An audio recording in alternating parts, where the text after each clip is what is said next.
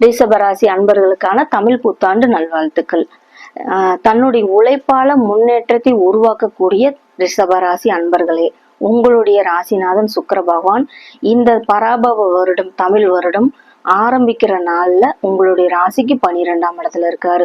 சுக்கிர பகவான் 12ஆம் இடத்துல மிக மிக சிறப்பு அப்படிங்கிறது தான் உங்களுடைய ராசிநாதன். அது போக பாத்தீங்கன்னா குரு பகவான் உங்களுடைய ராசிக்கு 2ஆம் இந்த வருடம் மாற போகிறார். உங்களுடைய ராசிக்கு 11ஆம் இடத்துல சனி பகவானும் 10ஆம் இடத்துல ராகு பகவானும் 4ஆம் இடத்துல கேது பகவானும் அமர்ந்து இந்த வருடம் முழுக்க உங்களுக்கு பலனை கொடுக்க போகிறார் அப்படிங்கிறதுதான். இருந்தாலும் உங்களுடைய ராசிக்கு 2ஆம் இடத்துல தன வரவை கொடுக்கக்கூடிய தனக்காரகனே உட்கார்ந்துருக்காரு அப்படிங்கிறதான். உங்களோட ஜூன் மாசம் வரைக்கும் உங்களுக்கு ஏதாவது ஒரு வகையில உங்களுடைய கையில பணம் இருந்துகிட்டே இருக்கும், தனவரவு தாராளமாக இருக்கும் அப்படிங்கிறதுதான். 3ஆம் இடத்துல ஜூன் மாதத்துக்கு பிறகு மாறுறதுக்கு அப்புறம் 3ல உச்சமாக இருக்கக்கூடிய குரு பகவான் உங்களுடைய 8ஆம் அதிபதி அப்படின்னு சொல்லலாம். உங்களுடைய ராசிக்கு 8ஆம் அதிபதி 11ஆம் அதிபதியும் அவர் தான். அப்ப 3ஆம் இடத்துல ஒரு உச்சமாக இருக்கும்போது உங்களுடைய முயற்சி ஸ்தானத்துல கண்டிப்பா ஒரு நல்ல ஒரு முன்னேற்றத்தை கொடுப்பாரு. உங்களுடைய முயற்சிகள் அனைத்துமே காரியம் கைகூடும் வகையில அவர் அமர்ந்திருக்காரு. மேலும் பாத்தீங்கன்னா 3ஆம் இடம் அப்படிங்கிறது தகவல் தொடர்பு. ஒரு மேடையில பேசுறீங்க, ஒரு தகவல் தொடர்பு சம்பந்தமான துறைகள்ல இருக்கீங்க, ஐடி துறை, கலைத்துறை, இந்த மாதிரியான துறைகள்ல இருக்கீங்க, ஒரு மீடியால இருக்கீங்க அப்படின்னா உங்களுக்கு மிக சிறப்பான வருடம் அப்படின்னு நம்ம சொல்லலாம். 3ஆம் இடத்துல இங்க சகோதர வழியில பாத்தீங்கன்னா நல்ல ஆதரவு கிடைக்கும். அவர்கள் மூலமாக தனவரமும் கிடைக்கும். ஒரு சொத்து சண்டை, ஒரு பங்காளி சண்டை இதெல்லாம் இருந்துகிட்டு இருந்துச்சு அப்படின்னா கண்டிப்பா இந்த வருடம் உங்களுக்கு 3ஆம் இடத்துல கடகத்துக்கு வந்தப்போ ஜூன் மாதத்துக்கு அப்புறம் உங்களுக்கு அவர்கள் மூலமாக ஒரு சமரச பேச்சு வார்த்தை மூலமாக உங்களுக்கு ஒரு நல்ல லாபம், தன லாபம் கிடைக்கும் அப்படிங்கிறதான். பொருளாதார முன்னேற்றம் படிப்படியாக உயரும். உங்களுக்கு மிக அற்புதமான வருடம் அப்படின்னே சொல்லலாம். ரிஷபராசி அன்பர்களுக்கு 11ஆம் இடத்துல சனி பகவான், ராசிக்கு 11ல சனி பகவான் இருப்பார். நல்ல லாபத்தை கொடுப்பாரு. தாமதமாக்கினாலும் நல்ல நல்ல லாபத்தை கொடுப்பாரு. ஒரு தொழில்ல புதிய புதிய மாற்றத்தை கொடுப்பாரு. புதிய வாய்ப்புகளை வழங்குவாரு. இது எல்லாத்தையும் நீங்க இந்த வருடம் கட்டாயம் நல்ல முறையில பயன்படுத்திக்கணும் அப்படிங்கிறதுதான். மாணவர்கள் இந்த வருடம் உங்களுடைய உழைப்புக்கேத்த ஊதியம் கிடைக்கும். அதாவது உங்களுடைய முன்னேற்றம் நீங்க எந்த அளவுக்கு கடுமையாக எஃபர்ட் போட்டிருக்கீங்களோ அது அளவுக்கு கண்டிப்பாக உங்களுக்கு நல்ல மார்க் கிடைக்கும். இருந்தாலும் உங்களுடைய பாட பிரிவுகளை நீங்க தேர்ந்தெடுக்கும் உங்களுடைய குருவான ஆசிரியர்கள்ட்ட நீங்க ஒரு ஆலோசனை பெறுவது மிக சிறப்பு அப்படிங்கிறது தான்.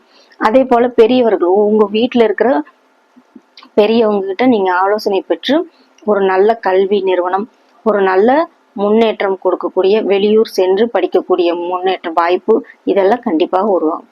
உங்களுக்கு விருப்பப்பட்ட பாடப்பிரிவுகளை தேர்ந்தெடுக்கிறதுக்கு உங்களுக்கு எல்லா விதமான வாய்ப்புகளும் வந்துடலும் அப்படிங்கிறது தான்.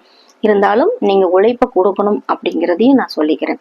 அதே போல இந்த ரிஷப ராசிக்கு பாத்தீங்கன்னா உடல் உழைப்பு அப்படிங்கிறது இந்த வருடம் அதிகமாக இருக்கும். அலைச்சலும் அதிகமா இருக்கும். தொழில் சார்ந்து இவங்க பயணங்கள் மேற்கொள்ள போகிறாங்க. தொழில் சார்ந்த பயணங்களும் அதிகமாகும் அப்படிங்கிறதான். அந்த பயணத்து மூலமாக அலைச்சல்களும் உருவாகும், லாபமும் கொடுக்கும் அப்படிங்கிறத சொல்லிக்கலாம். 10ஆம் இடத்துல ராகு உங்களை ஒரு இடத்துல உட்கார விட மாட்டாரு. உங்களை நகர்த்திக்கிட்டே இருப்பாரு. எங்கேயாவது ஓடிக்கிட்டே இருப்பீங்க, வெளியில போய்கிட்டே இருப்பீங்க. இந்த ராகு பகவான் 10ல இருக்கும்போது உங்களுக்கு ஒரு தொழில் இல்லை 2-3 தொழில்கள் செய்யறதுக்கு இது செய்யலாம் அதை செய்யலாம் அப்படிங்கிற ஒரு ஆர்வம் உங்களுக்கு அதிகமாகும். அப்ப நீங்க ஓடிக்கிட்டே இருப்பீங்க, பயணங்கள் போய்கிட்டே இருப்பீங்க. உங்களுடைய உடல் சார்ந்த உடல்நிலையில மட்டும் நீங்க கொஞ்சம் கவனம் பார்த்துக்குங்க.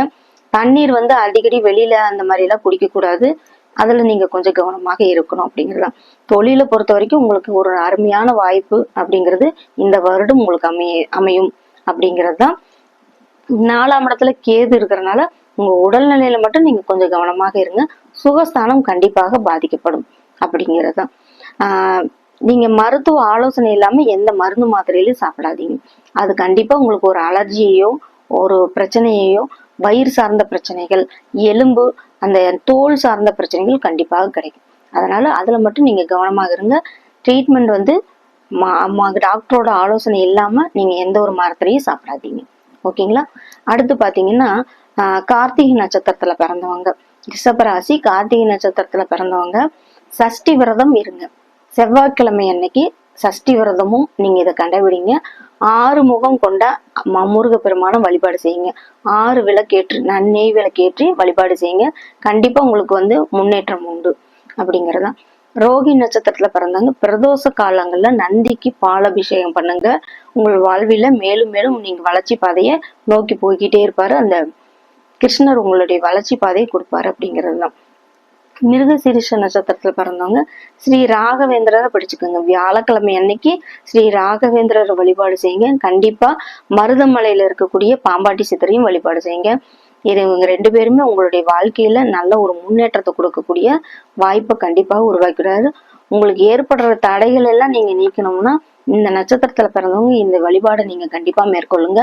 மேலும் பாத்தீங்கன்னா உங்களால முடிந்த அன்னதானத்தை கோயில்களுக்கு போகும்போது கொடுக்க ஆரம்பிங்க. ஒருத்தரோட வயிறு நிறைஞ்சாலும் உங்களுக்கு புண்ணியம் கிடைக்கும் அப்படிங்கிறது தான்.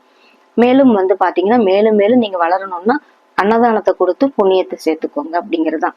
இந்த வருடம் மிக அழகாக அற்புதமாக அமையக்கூடிய வருடமாக அமைகிறது அப்படிங்கிறது தான். அனைவருக்கும் வாழ்த்துக்கள். நன்றி, வணக்கம்.